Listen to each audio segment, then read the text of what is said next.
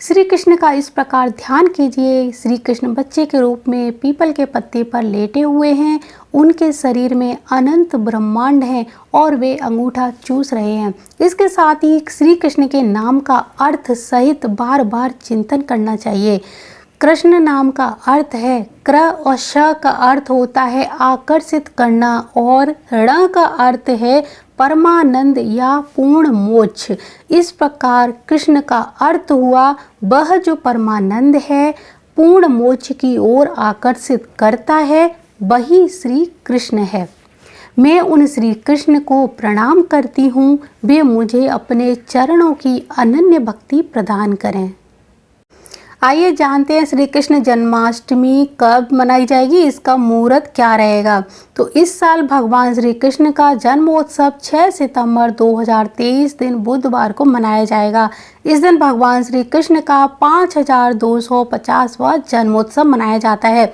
भारत में जन्माष्टमी के त्यौहार की बहुत ही ज़्यादा मान्यता है। श्री कृष्ण से हर कोई प्रेम करता है। श्री कृष्ण के साथ साथ इस दिन माँ राधा रानी की भी पूजा की जाती है।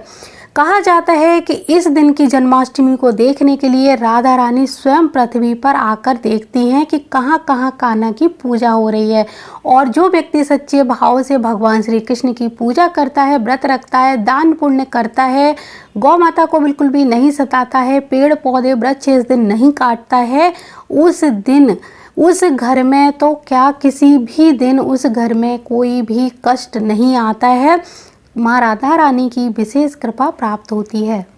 तो इस दिन भूल कर भी आपको गौ माता को अपने घर से नहीं भगाना है, ना ही उनको मारना है, किसी भी जीव जंतु को हानि नहीं पहुंचानी है, वृक्षों को नहीं काटना है। इस दिन तुलसी पत्र ना तोड़ें तो बहुत अच्छा रहेगा। आप एक दिन पहले तुलसी पत्र को तोड़ सकते हैं, क्योंकि भगवान श्री कृष्ण को तुलसी माता और गौ माता अत्यंत प्रिय हैं। तो इस दिन वो नहीं चाहते कि कोई उनकी इन दो प्रिय अपनी सखियों को कोई उनकी जो प्रिय सखी हैं गौ माता और तुलसी माता, उनको कोई हानि पहुंचाए। तो इस दिन आपको गौ माता को अन्न जल यानी जो भी आपसे बन पड़े वो दान कर सकते हैं, भोजन करा सकते हैं। तुलसी माता को धूप दीप दिखाएं, उनकी परिक्रमा करेंगे। और बिना तुलसी पत्र के भगवान श्री कृष्ण को भोग नहीं लगता है, तो आप एक दिन पहले ही तुलसी दल तोड़कर रख लेंगे। आपको शंख से भगवान श्री कृष्ण की पूजा करनी चाहिए, यानी शंख में जल भरकर ही उनका अभिषेक करें। लड्डू गोपाल की पूजा करें। लड्डू गोपाल नहीं है तो भगवान श्री कृष्ण का कोई भी विग्रह आपके पास है तो उनकी पूजा कर सकते हैं। यहाँ पर इस बात का हमेशा ध्यान रखें, इस दिन वृक्षों को नहीं काटना है, गौ माता को और किसी भी पशु पक्षी जीव जंतु को आज नहीं तो कल कभी भी नहीं हानि पहुँचानी है। ये सबसे बड़े पाप माने गए हैं, इनसे पितृदोष लगता है।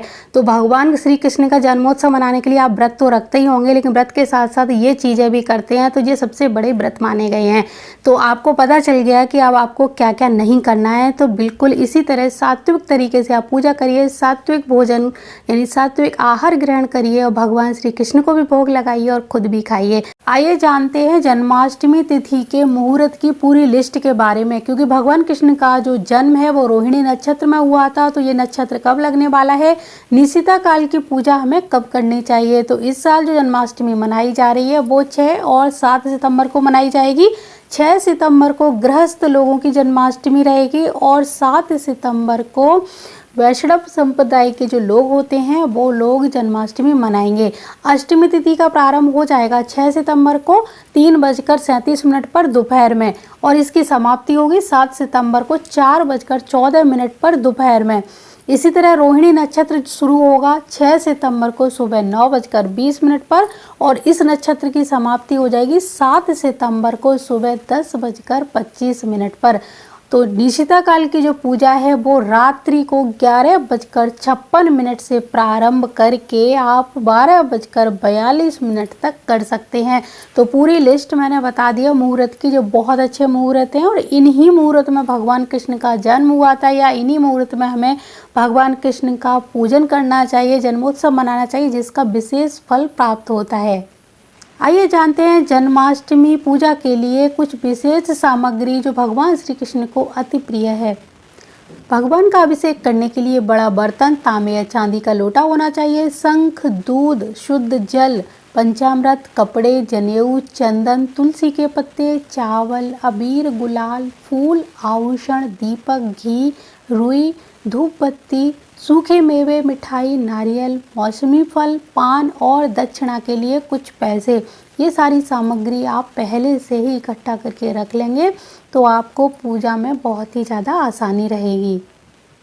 श्री कृष्ण जन्माष्टमी के दिन आप पूजा करते समय इन 8 मंत्रों में से किसी भी मंत्र का प्रयोग कर सकते हैं। आप चाहो तो सारे मंत्रों का प्रयोग कर सकते हैं। 8 मंत्र कौन कौन से हैं?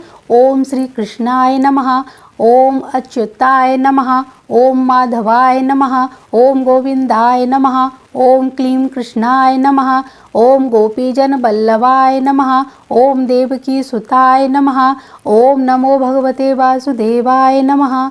इन नामों को बोलते हुए आप भगवान श्री कृष्ण को भोग अर्पित कर सकते हैं, वस्त्र पहना सकते हैं, स्नान करा सकते हैं, इन सारे मंत्रों का जाप भी कर सकते हैं। आपको जो भी एक मंत्र लेना है एक लीजिए, सारे मंत्रों को बोलना है तो सारे मंत्रों को बोल सकते हैं। ये बहुत ही अद्भुत चमत्कारी मंत्र हैं। सच्चे हृदय से इनका जाप करने पर विशेष फल की प्राप्ति होती है।